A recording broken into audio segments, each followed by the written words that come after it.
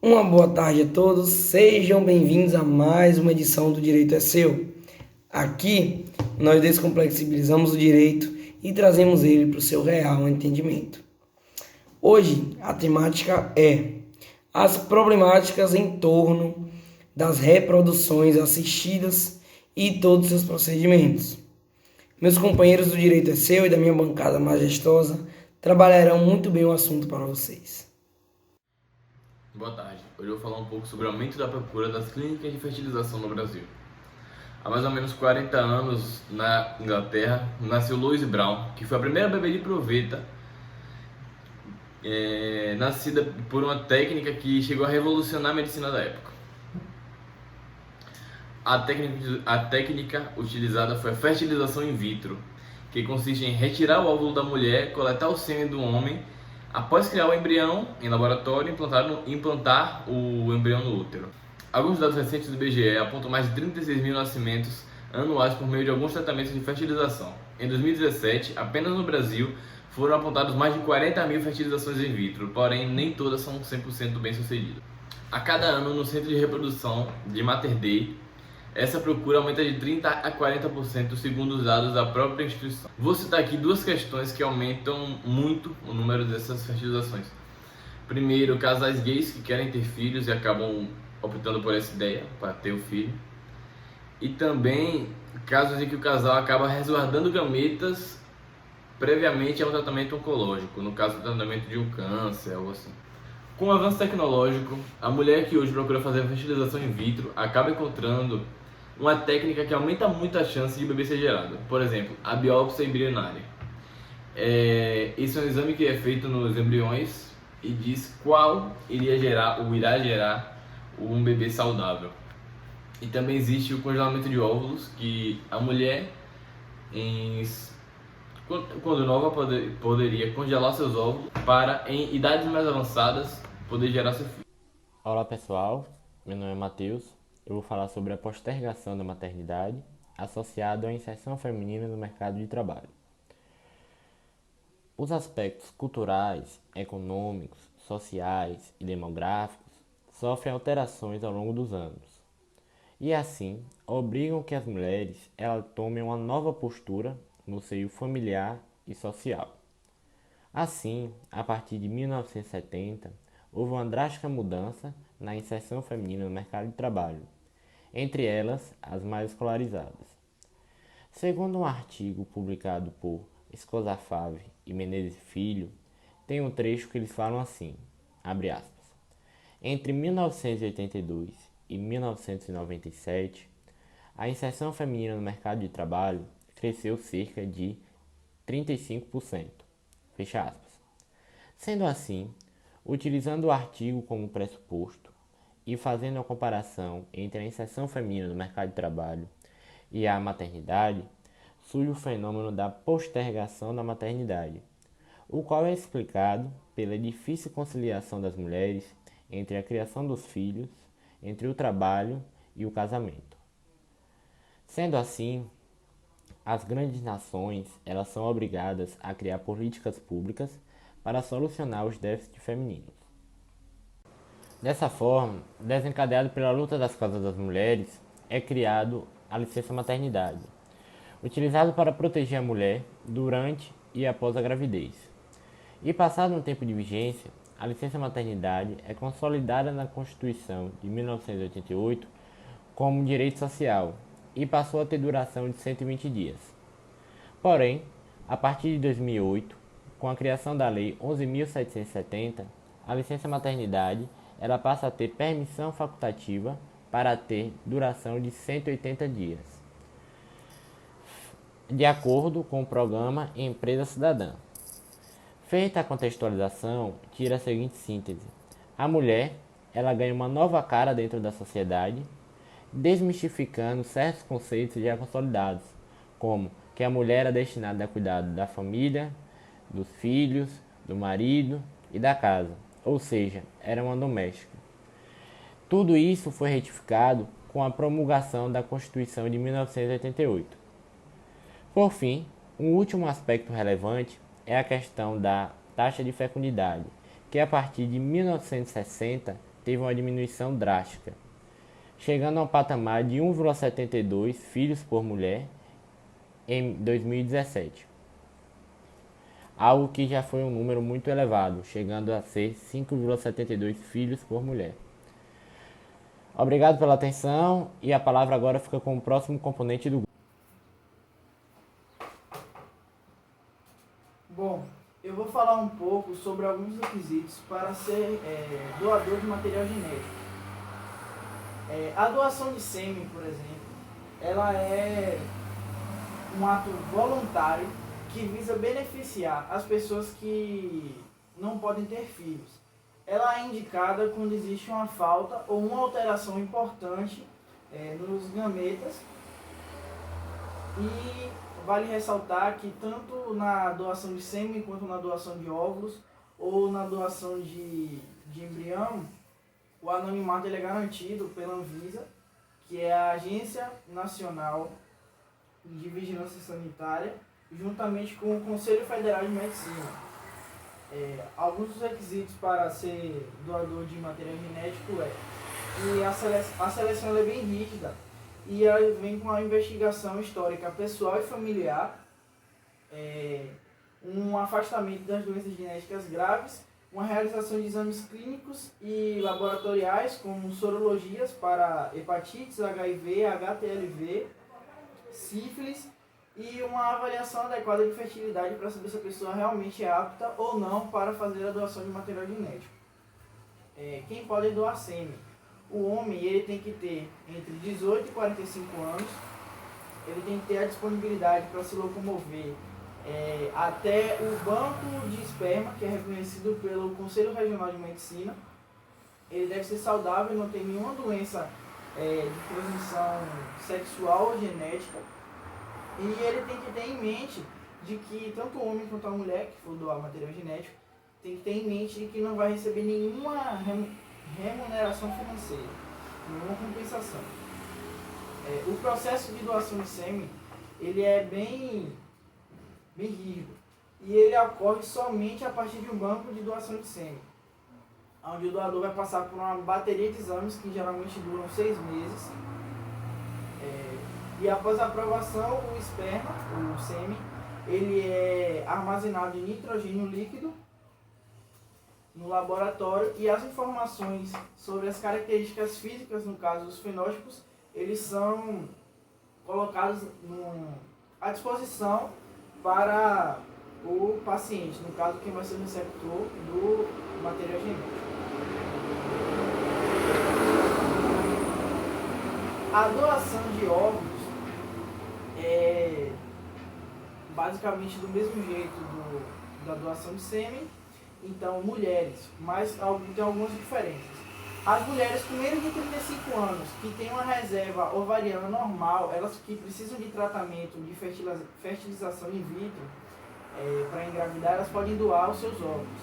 Existem algumas restrições clínicas, como ser portadoras de doenças genéticas, doenças psiquiátricas graves, endometriose grave, infecções crônicas como HIV, hepatite B e C, HTLV e também eles fazem os exames para saber se a pessoa é apta para ser doador ou não. Então é preciso passar por uma avaliação médica prévia.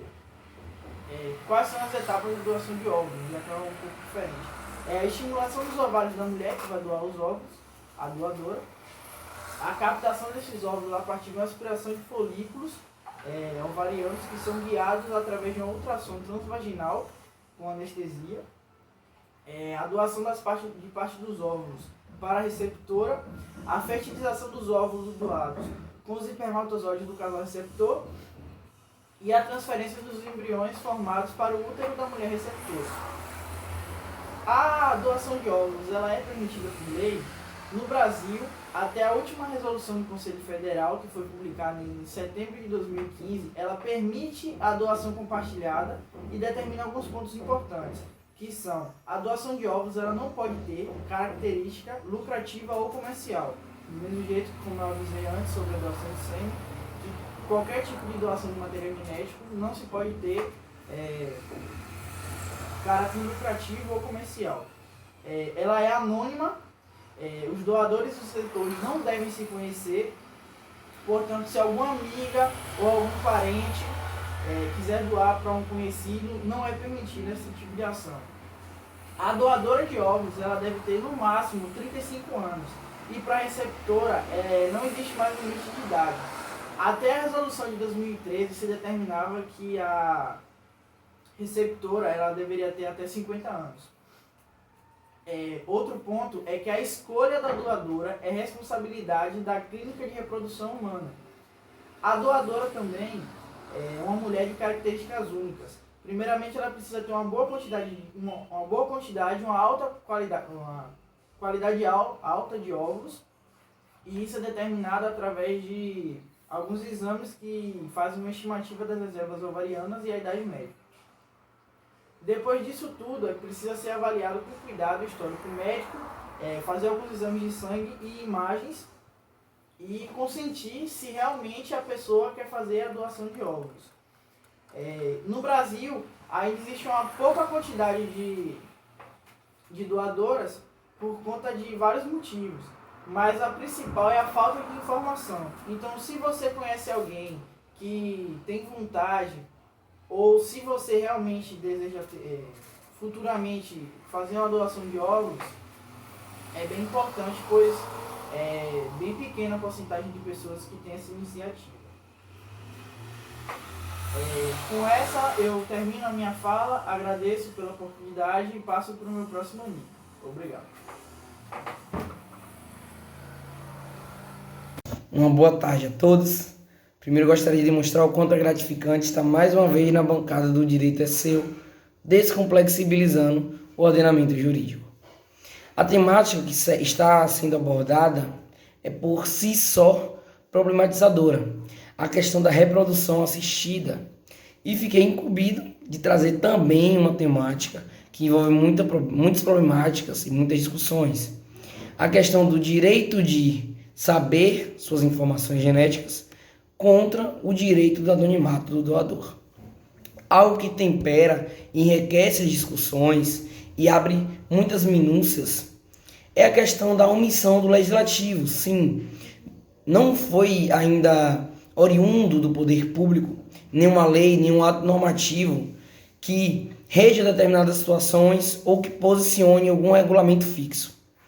As únicas coisas que norteiam a temática são resoluções provenientes de atos administrativos do Conselho Federal de Medicina, a partir da resolução 2013 do ano 2013, e a resolução 23/2011 da Anvisa, onde se regula os procedimentos éticos da medicina, mas que não se realmente dá uma norma, dá uma lei para poder levar-se em consideração. Elas apenas trazem procedimentos. A única coisa que realmente sobre a temática emana da Constituição Federal é a obrigação da gratuidade das doações, ou seja, não se pode retirar das doações nenhum proveito financeiro ou de outro caráter. As coisas que servem como substratos para ambas as posições que temos hoje são apenas alguns princípios que muitas das vezes são vagos e cabem repletas interpretações. Ficamos assim à mercê de jurisprudências e de decisões judiciais sobre o assunto. Primeiro, trazemos aqui da doutrina de Guybet-Mourmont a questão de que o direito à personalidade ele irá preceder um direito a saber de características individuais. Como assim? Eu, como doador, o meu direito à personalidade, à privacidade, me dá também o direito de não querer saber, de não querer ter uma responsabilização paterna ou materna, como se um filho fosse emanado de meu material ou algo assim.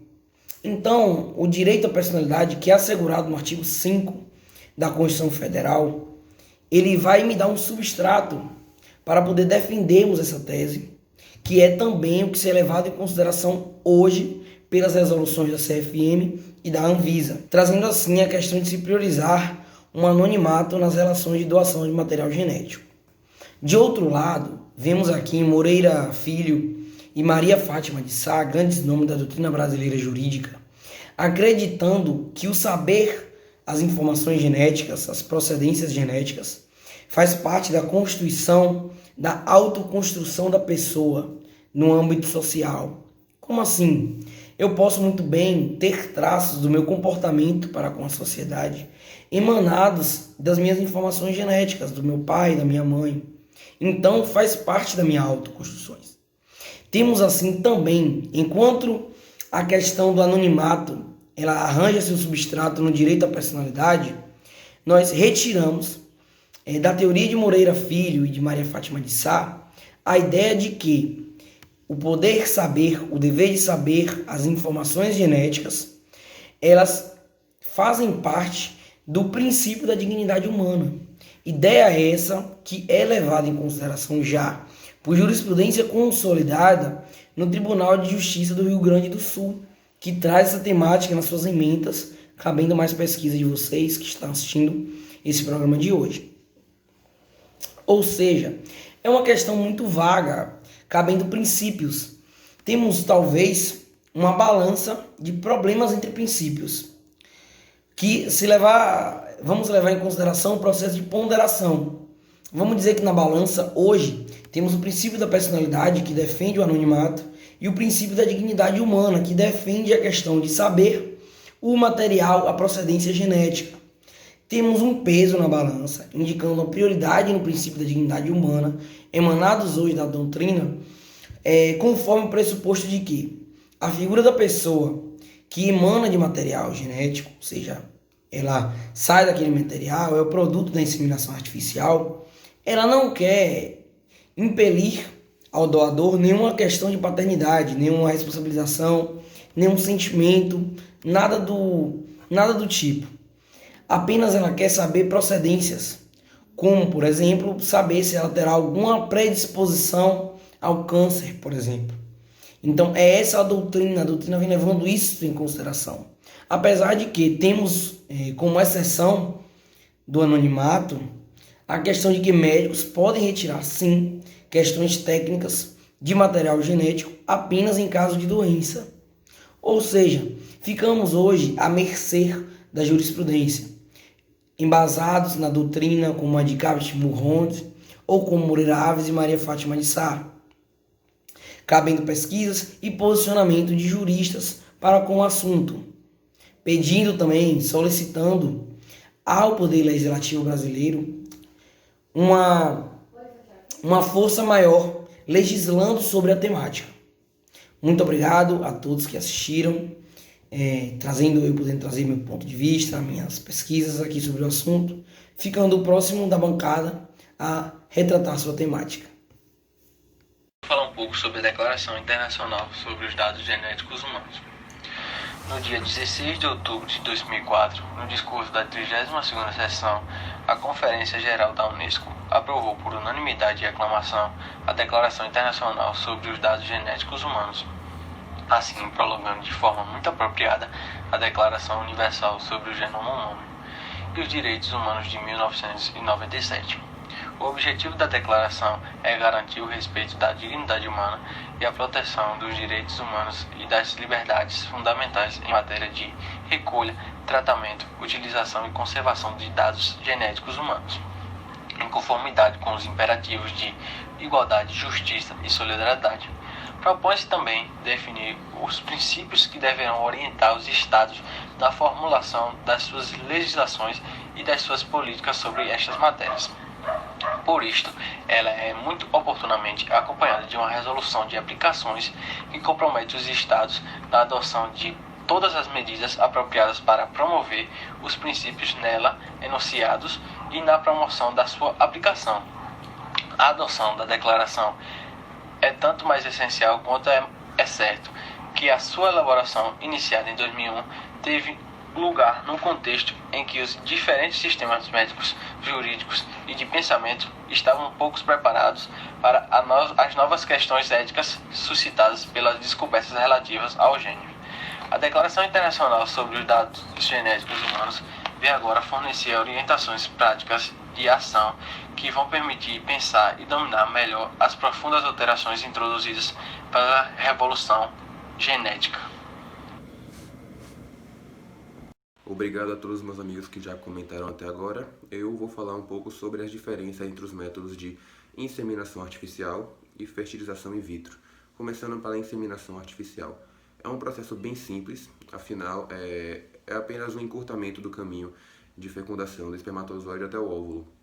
É feito normalmente por casais que possuem algum tipo de deficiência genética, alguma não predisposição genética a isso, como por exemplo, homens que possuem deficiência do espermatozoide ou mulheres que possuem muito muco na cavidade uterina que impede a passagem do espermatozoide até o óvulo para a fecundação.